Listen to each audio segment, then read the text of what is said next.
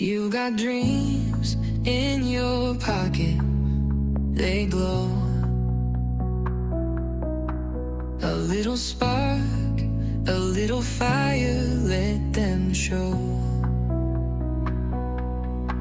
Every step you take, you're building more. Through every open, unlocked door. Click apply, make your play. Turn the page, start today. Keep the faith, build with care. Able's your future, always there.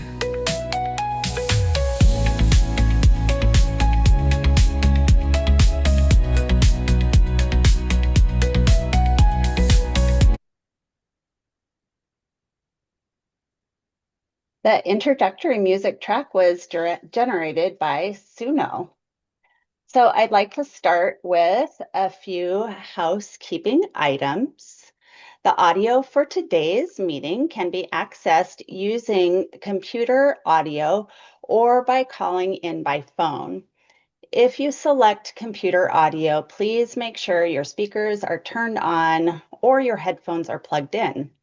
If you do not have sound capabilities on your computer or prefer to listen by phone, dial 1-929-205-6099. The meeting code is 860-6890-9934.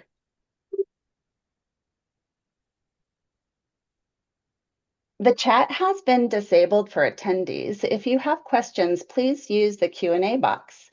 We encourage you to simply make note of your questions and listen to the full webinar before entering your question in the Q&A box. We often answer questions within the presentation. ABLE NRC subject matter experts, Lori Schaller and Marlene Uliski, will be answering questions in the Q&A box. If you have tech issues during the webinar, please send a message to the NDI host, or you may email info@ablenrc.org with the subject line webinar help. Today, we are joined by Captions First, who is providing real-time captioning, and Interpreter Now, providing American Sign Language interpretation. As a reminder, this webinar is being recorded and you will have access to the PowerPoint slides, this recording and supplemental materials. In some of the slides, there is a direct link to go to a site that will give you more information. You can have access to click on these links in the PDF and we'll place that in the chat window. Your captions can be found by clicking on the closed captions icon in your Zoom controls at the bottom of the screen. To view captions in another language, click the Show Captions CC button in Zoom, then use the arrow next to it to choose your speaking language. Also, we recognize today that Zoom did have an update, so that could have changed. Just wanted to mention that. To access the ASL interpretation, please click on Interpretation in the menu bar at the bottom of your screen and then select American Sign Language. Please note that there are 2 interpreters who will switch on and off throughout the presentations. And if you do not see the captions after clicking the button, nor see the ASL interpreters on screen, please alert the host via the Q&A box. Hi, everyone. My name is Jody Ellis, and I will be the moderator today. ABLE NRC provides all the ABLE information that you need in one place. We have reliable, objective information about ABLE, including plan comparisons, best practices, and strategies that can increase your savings now and into the future. ABLE NRC's mission is to educate, promote, and support the positive impact that ABLE can make on the lives of millions of Americans with disabilities and their families. And as a result of the ABLE Age Adjustment Talk, Act, we are talking about 14 million Americans are now estimated to be eligible to have an ABLE account. And today I am joined by three dynamic presenters, Jawanda, Ty, and James. So Jawanda Mass on this slide is pictured with her daughter, Rachel. And Rachel is an ABLE account owner, a self-advocate, a patient greeter at the University of Kansas Health System. And Ty Smith, who is pictured in the center of the screen, he is also an ABLE ambassador and ABLE account owner, and he works as a WIPC benefits planner in Colorado. And then to the right of the slide is James Sheldon. He is an attorney at law. He is an ABLE and work incentives subject matter expert, and he also has the role of being a grandparent of an ABLE account owner. And you will hear from all three of these presenters later in the session. We have an action-packed hour ahead. You will learn about ABLE opportunities and contribution limits, funding sources and strategies, and hear insights from our ambassadors. And we will share insider tips and fresh ideas that can help you take action this year and beyond. So let's get started with a poll. So the first poll that we have is on a scale of 1 to 5. And 1 is not being confident at all, and 5 is being extremely confident. How confident are you in your ability to find funds that you can contribute to your ABLE account? And this could either be for your own ABLE account or for someone else's ABLE account. So I'll give it just a couple more seconds here for people to answer. So again, 1 is not at all confident, 5 is very or extremely confident. And we have about 100 people have answered so far. So I'm going to give it just a few more seconds to give more people an opportunity to answer.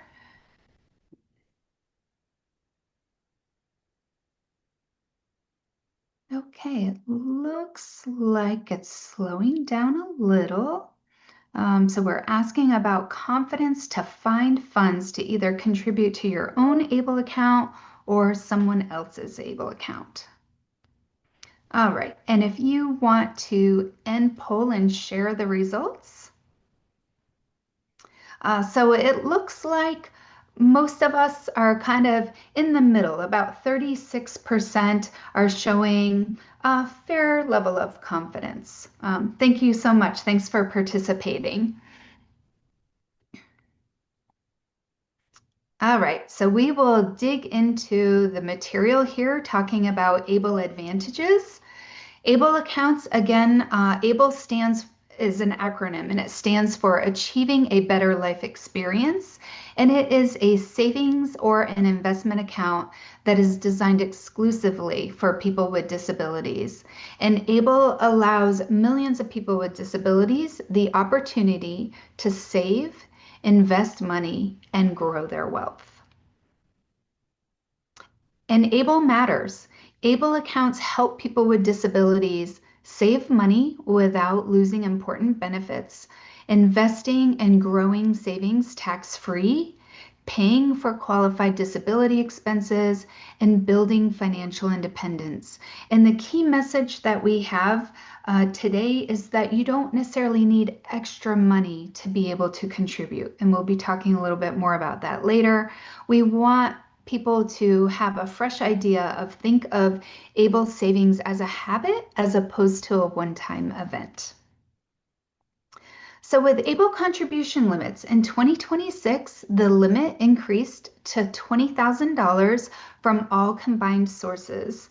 And this amount is potentially even higher.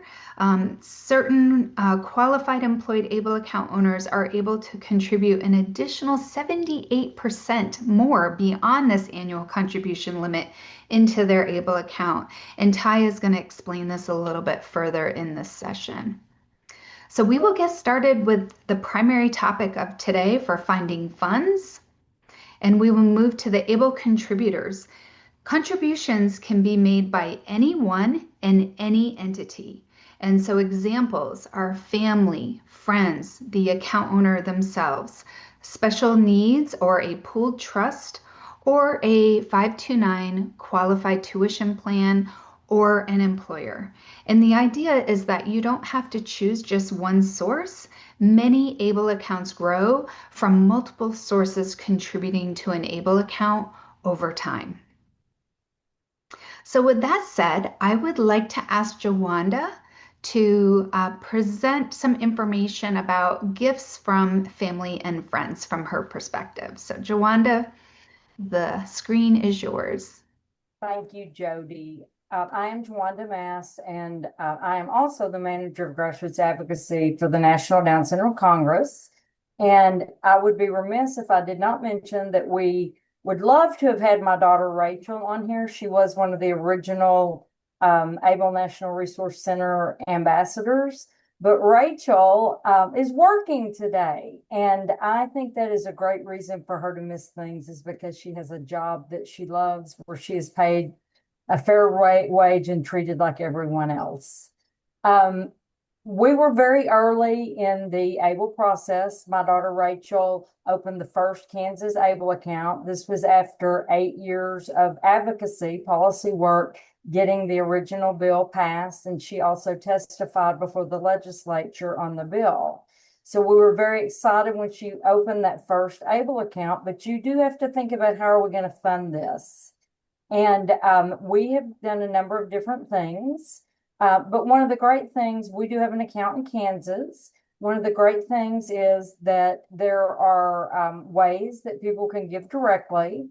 One of the way that you can use contributions to the ABLE account, ask people to give for birthdays, holiday cards, social media posts to encourage contributions. There's lots of different ways, including email and text.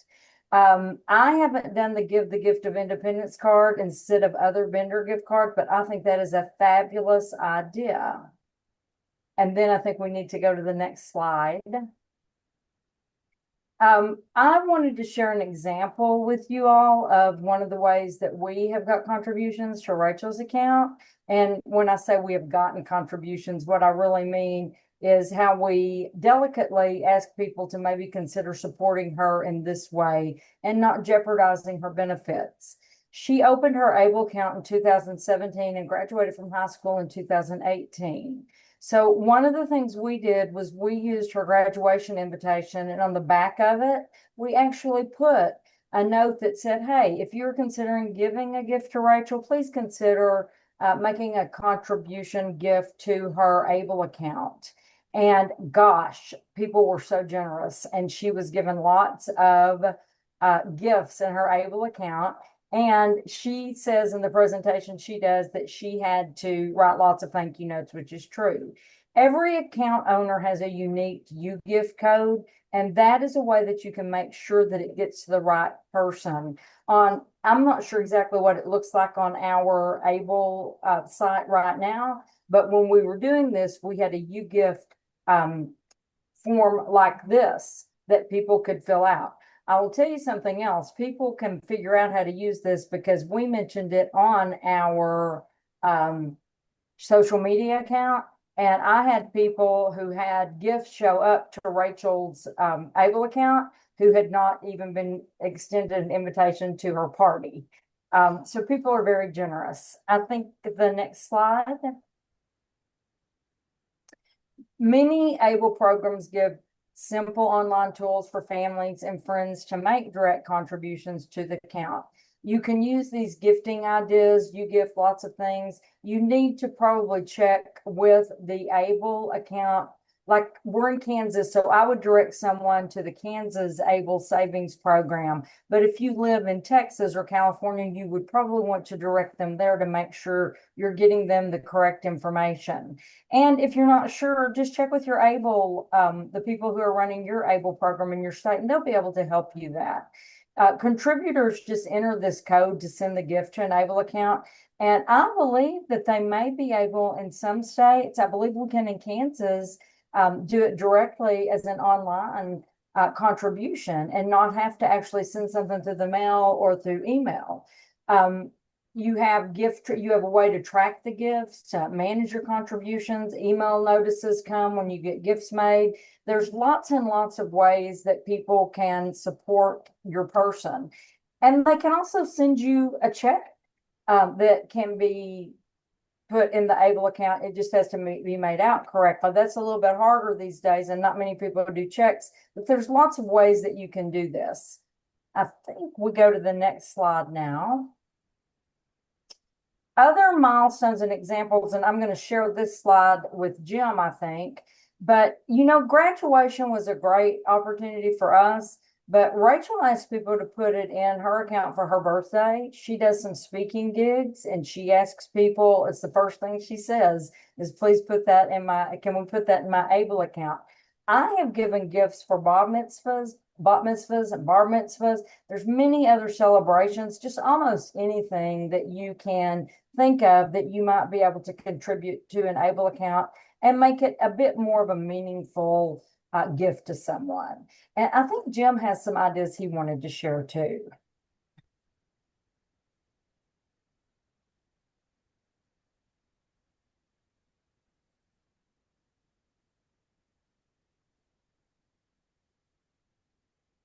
Well, while we're waiting on Jim, why don't we go on to the next slide? And he can chime in a bit. Oh, here he comes. Here I come. I can't see I was you, told so- to mute myself and turn my video off until I was called upon, and then I didn't remember. Jim Sheldon from Buffalo, New York. And my grandson, August, has a diagnosis of autism. He's 10 years old. And one of the things that I did early on is helped, this is the kind of work I did in the past, channel my daughter and son-in-law into the Medicaid waiver program in New York. It was a bit of a hassle because, you know, keep in mind, this was during the pandemic and nothing was happening fast. But once they had, and this was actually before he had an official diagnosis of autism. And fast forward a couple of years, and the waiver program pays for any number of things. And my daughter says to my wife, you know what? I think the Medicaid waiver can pay for your services. And my wife says, no way. I'm not going to accept money for this. And being the person that has been tracking ABLE for 10 years now, I said to her, I said, you know what? If you don't accept the money, number one, they're not spending everything that's been allocated to them for support. Maybe their budget will be less next year, but you know what?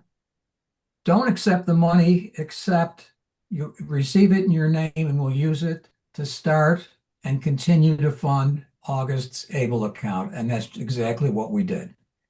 And I know you have examples, I think, like that, Jawanda, that using funds that people are getting to help and then directing them to the ABLE account. Yes, one of the things that we do is Rachel pays us rent. And so she pays us and then we put it in her ABLE account. We don't have to do that, but we feel like it's a really good way another good way to fund her ABLE account. And Rachel funds her ABLE account in her own way, in that at her job, she has it set up so that every month an automatic deposit is made to her ABLE account from her credit, well, it's not a credit card, her debit card account where her paychecks go to. So it's kind of like us if we're saving for retirement. If you don't see the money, if it automatically goes there, it's just part of your budget. It's a great way to do that. And Jim's example was a great example of ways that, you know, people will tell us that too. They'll say, I don't want to be paid to work with Rachel. Well, the money is there and you can take that money. And if you're a family member, especially, you may want to extend it into their ABLE account. I think that we go on to the next slide now, correct? I think I've already kind of said some of this, gift contributions. Those can be set up monthly, quarterly, biannually, or annually by you, by other people, family members, or just people that are nice people that want to support your child. You can use your adult child's, supplement your adult child's, I'm sorry, housing expenses with the ABLE account. And I do advocacy for a living. And if we don't tell people, they don't know. So I educate and work very hard to educate our friends to help them to understand the many barriers for my daughter to be able to save money, to be able to be independent, and she does too. And some of these barriers are these $2,000 asset limits and income limits and other limits. But ABLE just gives us one more tool in the toolkit to be able to help our individuals with any disability to be able to live their best life, to live the life that they want to live. So, maybe you can only do $10 a month, and that's okay. Set it up and go for it just like you would with any other savings account. With that, I'm going to turn it back to Jody, or actually Ty, I think. No, I think it's me. Oh, I'm so sorry, Jim. That's all right. I skipped you on my list. No, I was just supposed to follow up at the end of your presentation on slide 20.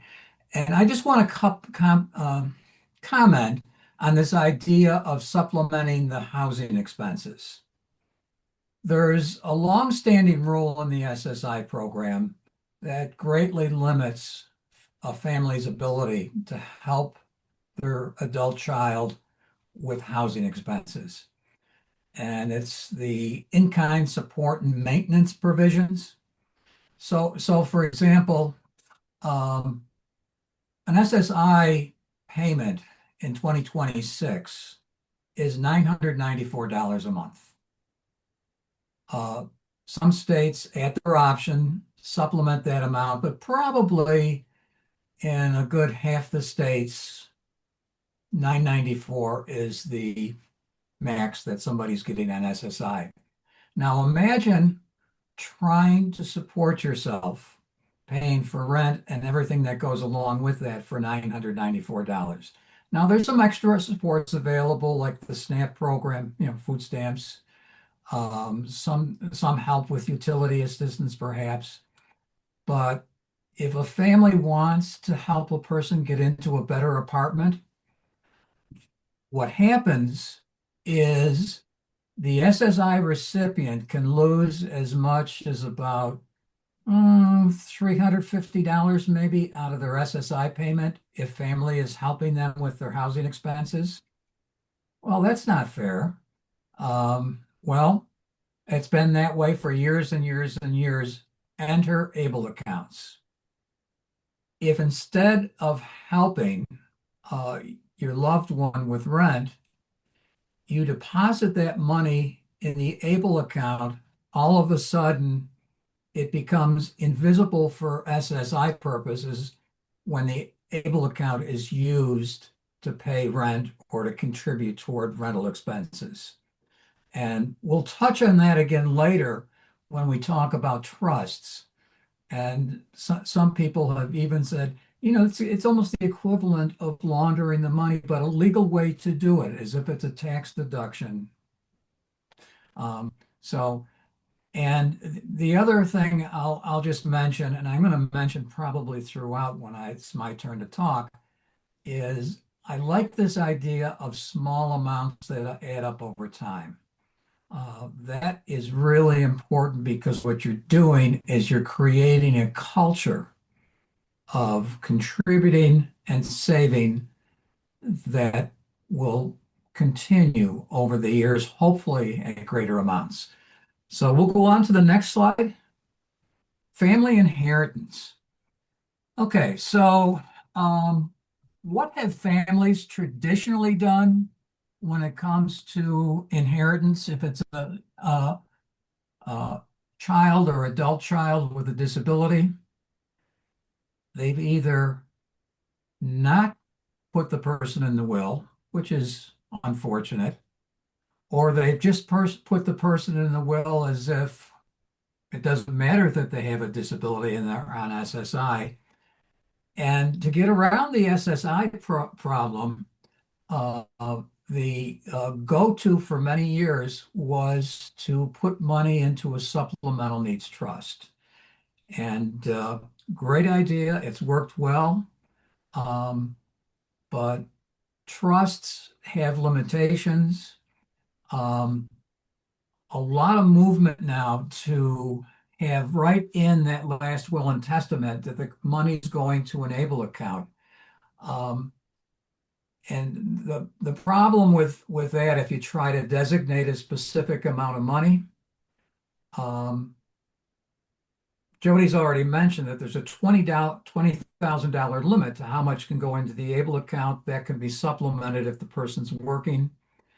But when that will is read, what if it says put $10,000 into the able account, um, and when the will money is about to be distributed, well, 15,000 has already gone into this individual's account. One of the potentially better ways, if a person has a special needs trust, is to have the will transfer whatever sum of money that is, and it can be more than 20,000, of course, into the special needs trust. And then voila, a trust under IRS rules is considered a person, which means they're among the potential contributors to the ABLE account. This mentions the ABLE account sibling of the ABLE account owner may roll over funds from the ABLE account into the sibling's ABLE account. One of the things we'll mention in a bit is the case summary articles I've written for the ABLE National Resource Center. And in the one that was just published on finding funds for ABLE accounts, there's an example of a sibling to sibling rollover of funds from one ABLE account to the other. Okay, let me just make sure. Okay, now we're going to turn it over to Ty. Yeah.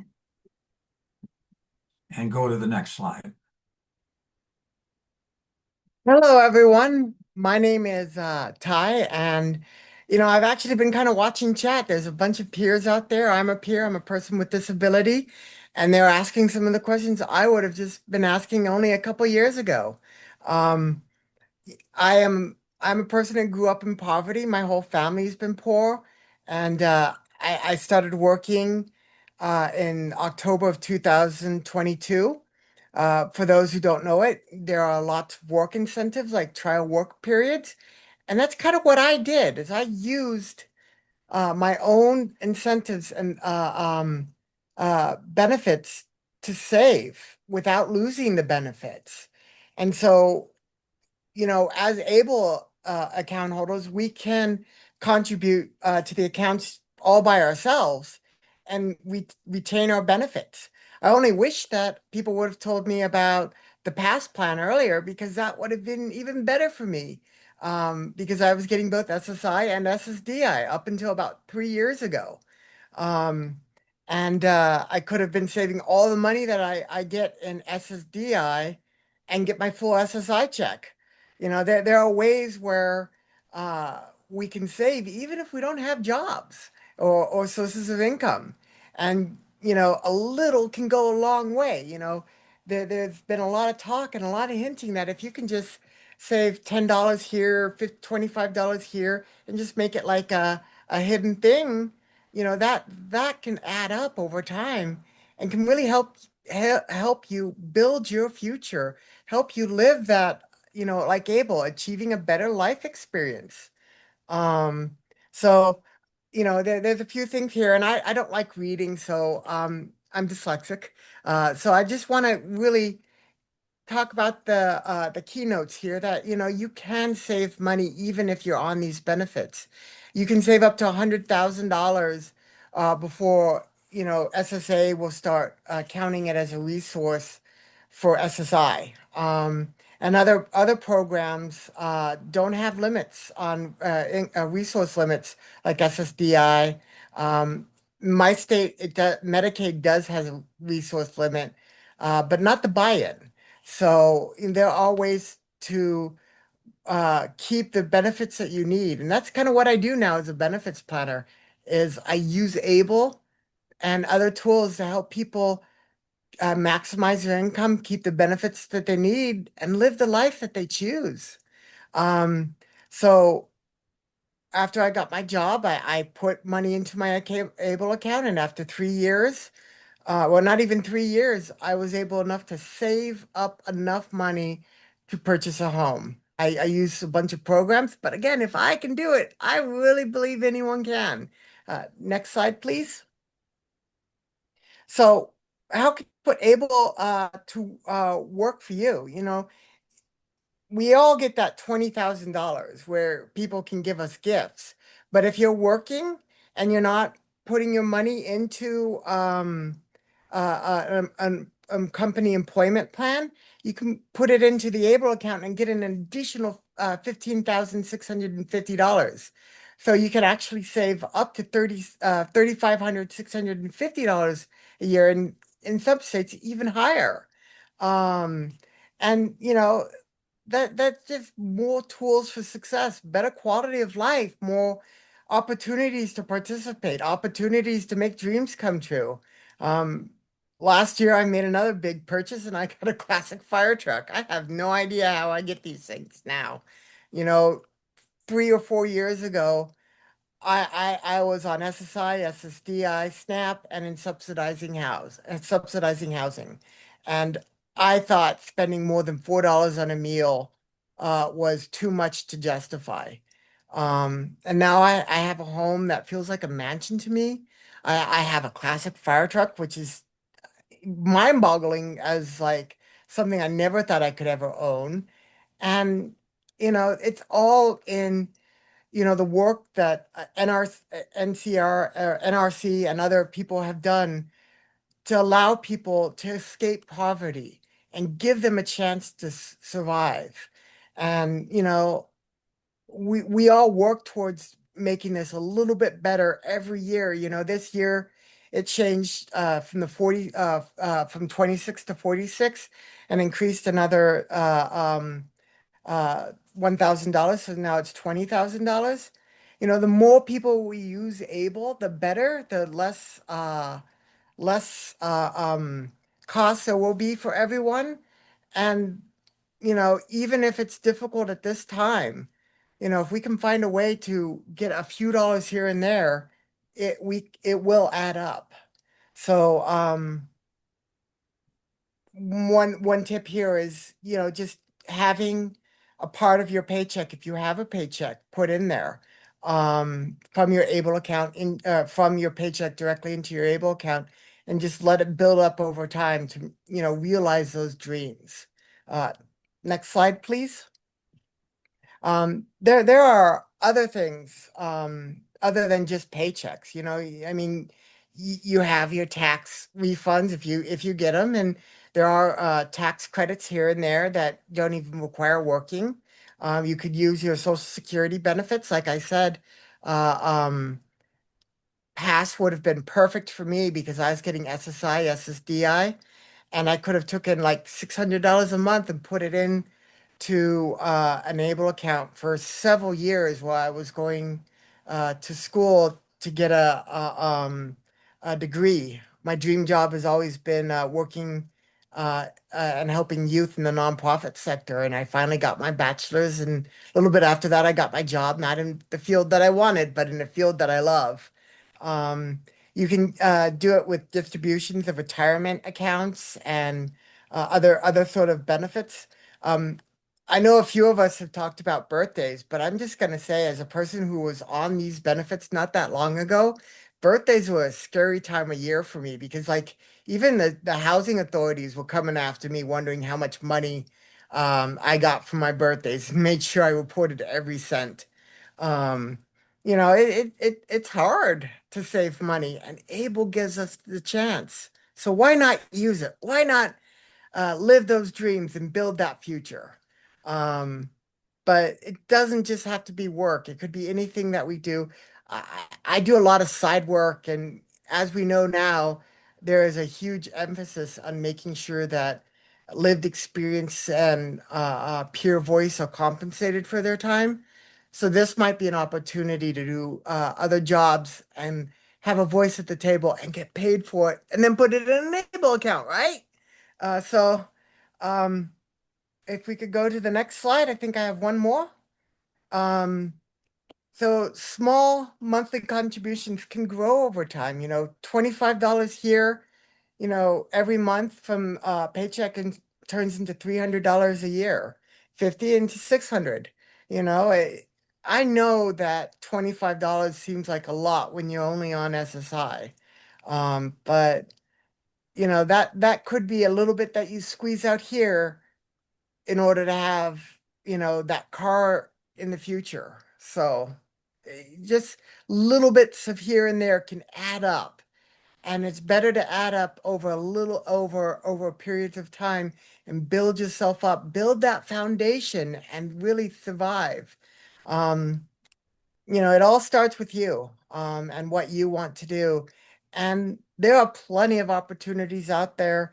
I'd be happy to talk about benefits planning and how to really maximize your income. I think that benefits planning and ABLE goes hand in hand, as well as a few other things. So I think I was probably way too quick, but I'm happy to pass it over to the next person. And thank you for having me. And it's my turn again. Jim Sheldon here again. And I'm glad you mentioned benefits counseling, Ty, because about 20 years of my professional life was spent supervising benefits counselors in my office in Buffalo. And we covered about a 20 county area in Western New York. And I'll try to bring that experience in a little bit as we go along. So I'm talking about contributions from other accounts, and the first one on the list is 529 college savings accounts.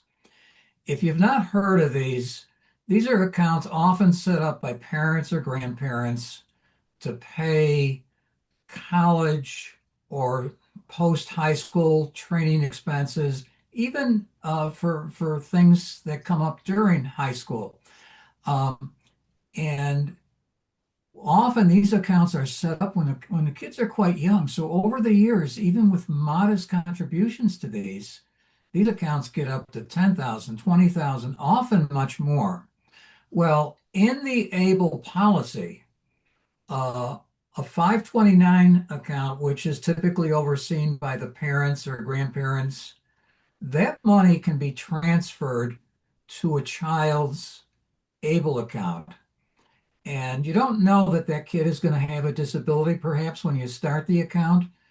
But when it comes time for them to think of attending college or go on to any type of activity, if they're a candidate for an ABLE account, money can be transferred directly to it.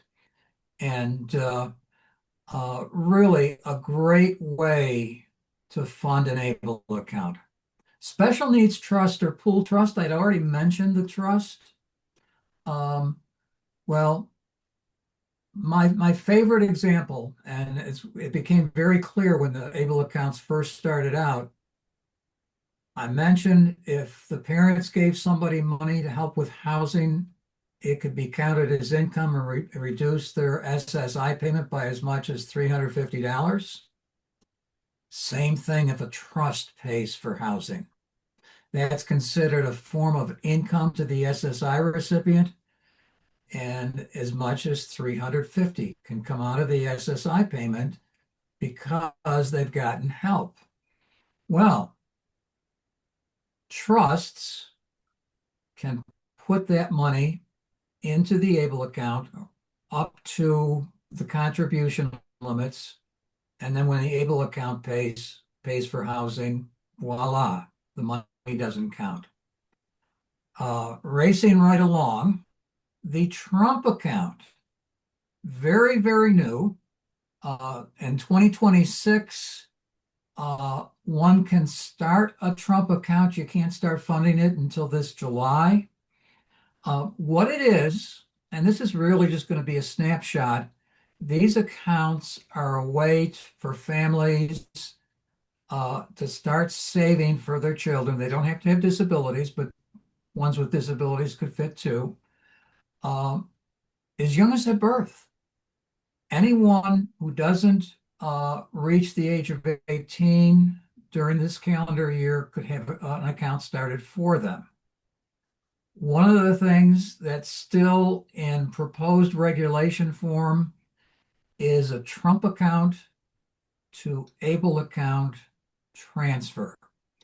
And keep in mind, the Trump accounts, families can deposit as much as $5,000 a year into this account. So you can do the math. If this goes on over a number of years, it's when it's the year that child turns 17 that money could be transferred into an ABLE account. And I'm just going to say, stay tuned. We're waiting for the details to come out in final regulations. And if these accounts become popular enough, we may see any number of changes as time marches on. And I'm sure the ABLE National Resource Center is going to keep track of this. On to slide 27. The ABLE Case Summary Series.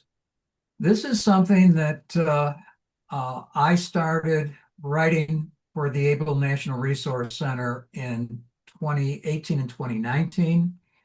And the first 6 articles in the series were written then. I just wrote a 7th article on the ABLE Age Adjustment Act that raised the age at which somebody becomes eligible to no later than age 46. And as Jody said, many more people are potentially eligible for ABLE accounts now. But the one I want to focus on is the update of the ABLE account or the ABLE case summary on finding funding for ABLE accounts. And I just want to quickly highlight a few of the things in that article and then leave it to your reading to come up with all the details. When you go to that article,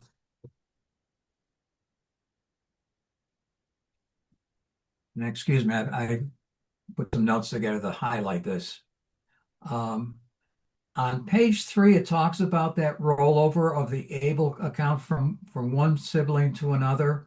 I think you'll like the example I used. I want to focus in on these SSI work incentives because they can be very powerful, and I'm sure Ty has experienced this. If you're on SSI and you go to work, the SSI program always ignores at least half of the money you earn. So let's say you earn $1,000 in a month. Your SSI check is going to drop by less than $500. Well, what do you do with that extra money? Well, reality check, the wage earner has probably been living in poverty, and all of a sudden they've got some extra money. And by no means are they going to take all that $500 and throw it into an ABLE account. But as Ty suggested, if you can even use that extra money to throw a $25 or $50 into the ABLE account, preferably we'd like to even see more, but it really presents a funding opportunity. The other example I want to give is something called the student earned income exclusion. Very, very powerful. If you're under age 22 and quote, regularly attending school, the money you make from a job doesn't count in a month so long as what you earn is $2,410 or less that month. So the example we use in the article is a college student who has a summer job making $1,000 a month. That 1,000 a month is completely erased. SSI check stays at what it was. I say check, it's a payment. Nobody gets a check anymore. Um, and so this really presents a funding opportunity. And again, even though the person might have plans for that money at some point in the future, putting it in the ABLE account safeguards it. Um, and it ensures that you don't bump that checking account up over $2,000 where you're likely to get in trouble with the SSI program. Uh, just a couple more things, and I'm going to leave this stuff to your reading. Page 8 of that article, there's an example of a young woman getting an earned income tax credit of over $5,000. Clearly an opportunity to maybe take some of that money and put it in an ABLE account. If nothing else, it gets that money out of your checking account where at some point you could be in trouble. Last thing I want to mention is there are a couple of examples here of something that only became relevant this tax season.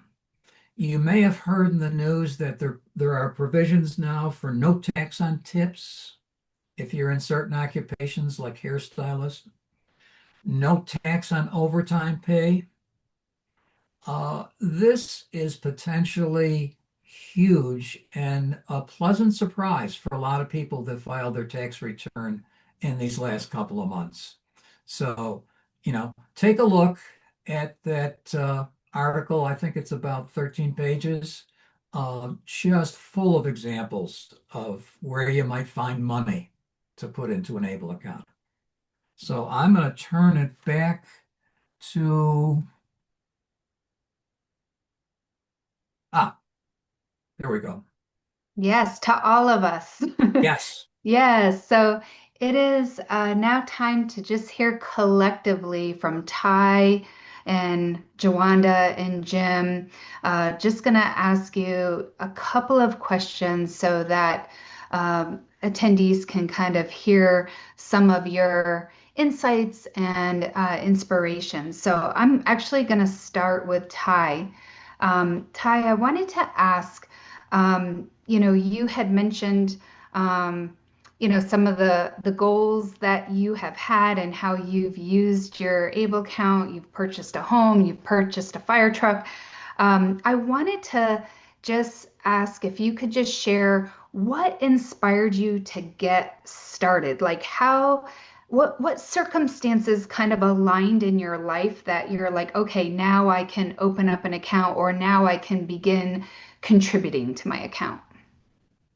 I first heard about Able a long time ago. I want to say roughly 2012 when it was still legislation. I was in a volunteer advocacy board, and I thought it was amazing, but I had no money, so I didn't know how I could save. It wasn't until relatively recently that I could get a job where I could really put money into it, and that's where I opened up my account and really made it work for me. But you know, for me, my dream has always been to have a family to support that family, and the house, the fire truck, the pinball machine, all the crazy stuff that I own now, it's all for that one dream still. And I'm just pursuing it the best that I can. And this weekend will be my first class to become a potential foster parent. So for me, it was not enough just to sit and play a video game on a computer monitor all day. I could do that, but I don't want to. For me, it's about giving back and being a part of the community and having someone to care about and be cared about. So that's been my dream and motivation my whole life. Yeah. Oh, that is so nice. Thank you so much for sharing that. And, Joanna, I wanted to ask you, you shared the example of Rachel's graduation card and that you gift card, but families do often feel awkward about asking for money instead of gifts. Do you have any strategies or language or styles that worked well for you or for Rachel or for other parents that you know? Well, when Rachel graduated, we didn't have AI. AI can help you write a nice, sweet little message to include. I do a lot of writing, so I kind of figured mine out myself, but I didn't think I'd like AI, but I have embraced AI. Mhm. And I think Mhm. that would be a great place to go to help you craft a message. But also, that education comes into that, educating people in your circles, in your family, and letting them know but it's problematic if you give someone with a disability that's receiving SSI or plans to receive SSI, if you give them money that can cause them a lot of problems. And Rachel's goal has been since the first time she went to see one of our senators that she wanted to grow up, get married, and live in a pink house. So we use that theme in social media and in her graduation. In fact, I did a hashtag about Rachel's pink house. But we tell people that's what we're saving for, and that's what Rachel wants. And most people don't want to hurt people with disabilities by accidentally giving them too much money. So, Right, right. Yes, an unintended consequence, right? Yeah. oh, and Jim, Jody, before just a little aside, in some states, you can get a tax deduction for your ABLE contributions. mhm. And yes, Rachel has a job, and we're fortunate and privileged, and we know that she has a very good job. But Rachel actually gets the tax deduction on her Kansas state income tax because she puts enough money in to get that deduction. So that's really cool for her. That is awesome. Yeah, good point. And Jim, a question for you. You have the unique grandparent and attorney lens, right? So as a grandparent of an account owner or being in special needs planning and giving advice to families with disabilities, how often do you see families either moving funds from a trust or a 529 to ABLE? And have families reported any challenges with that?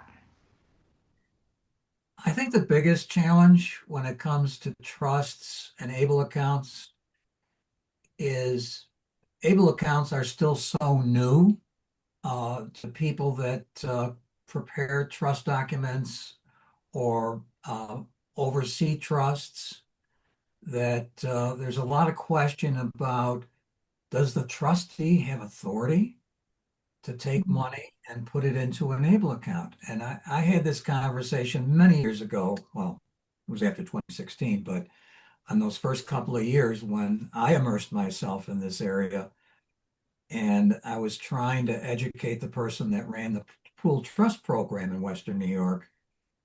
And she said, trustees have a fiduciary duty. Would this be a breach of their fiduciary duty to take money that's in the trust and put it in this account where the person would have control over their own money? By gosh. Um, and I said to her, I said, I wonder if it would be a breach of fiduciary duty to not consider putting money into the ABLE account. Well, one of the cures for this is to, particularly for those attorneys that are writing special needs trusts, is write in the trust document, authorize the trustee to put money into an ABLE account. One of my colleagues I know even likes to promote uh, making a mandate that they put the maximum amount in each year. Long conversation. There could be any number of reasons why they don't want to draw up the trust document that way, but give the trustee the authority right off the get-go. One of the things you can do is put money into an ABLE account.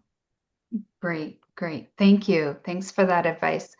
I'm going to ask each of you we're going to wrap up this session. We're getting close to the end of time. I wanted to know if you could go back. So this is really probably for Ty and Jawanda, if you can kind of think on behalf of the experiences that Rachel had.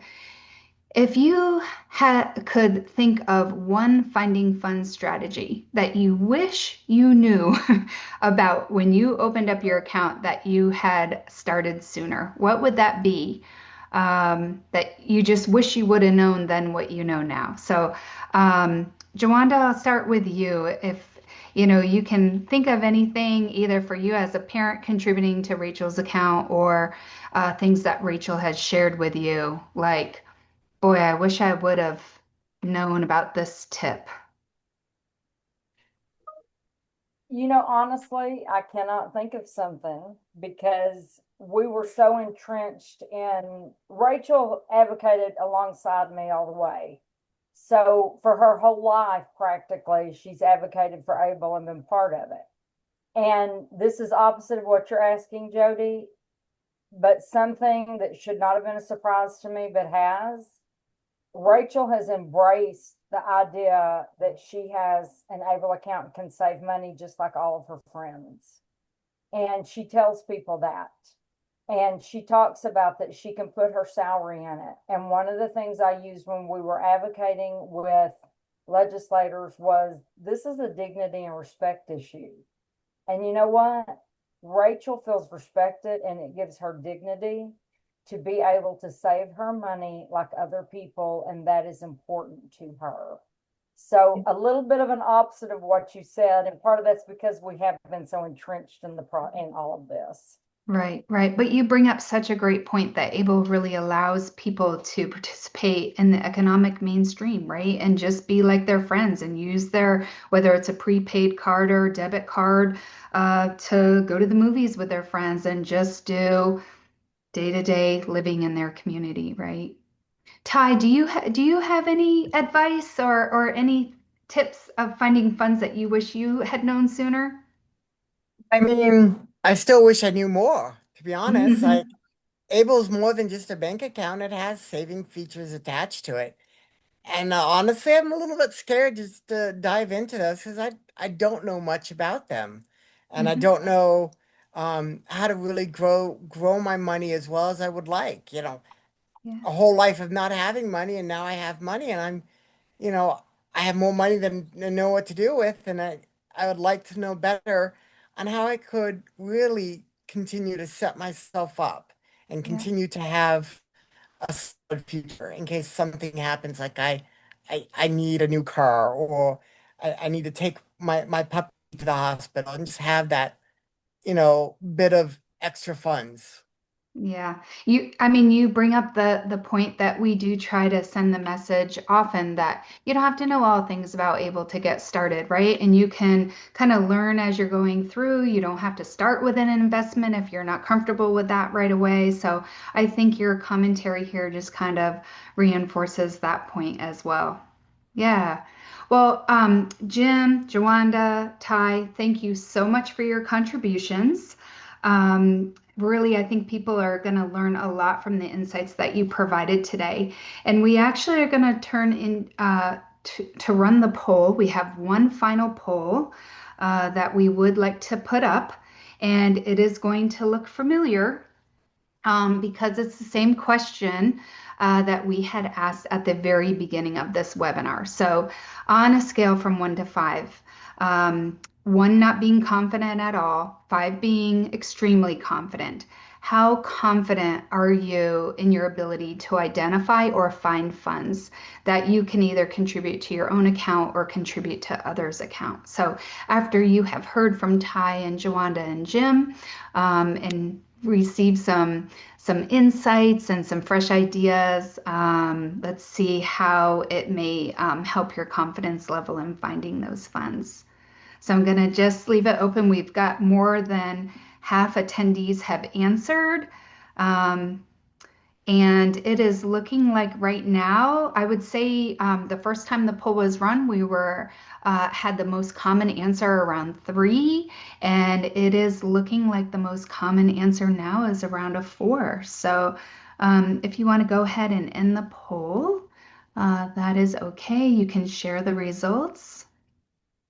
We are at about 43% are very confident and 28% are extremely confident. So that's thanks to Jim and Joanda and Ty for sharing their insights. So I appreciate that. We are we are at the end of the hour. We are going to fly through these resources. We just want you to know the types of resources that you will find on our website. You can meet and read other ambassador stories. You've heard a little bit about Rachel already from her mom and Ty. On the next slide, we have a screenshot of our homepage and just examples of resources that you could find on our site, podcasts, webinar recordings, newsletters. This webinar will be recorded and posted on our site in about 2 weeks, and it will also include the PDF that has been shared in the chat with you today and a transcript. On the next slide, we have decision guides. And on the next slide, we have some toolkits that are available. And we are sharing the Able to Save Public Awareness Campaign Toolkit. April is Able to Save month, all month long. And if you want to know how to engage and participate in that, there's a toolkit that can help you along the way. And the next slide, there's a few other NDI resources that you can access when you look at the PDF or the webinar recording. And we ask that you stay connected with us, share information about ABLE accounts with your friends, family, and community groups. Subscribe to receive our Achievable newsletter and other important ABLE updates. And we have changed our social media from ABLE NRC to @National Disability Institute. So if you have followed us on Facebook, Instagram, or LinkedIn, we kindly ask for you to follow National Disability Institute. And as of today, we do still have the ABLE NRC on YouTube, and we do post our webinar recordings on YouTube as well. So stay connected with us. I want to thank you so much for your attendance and participation. And our next webinar that we are hosting is April 21st, 2026. So hope you can join us then as well. So happy Able to Save until we connect again. Thank you.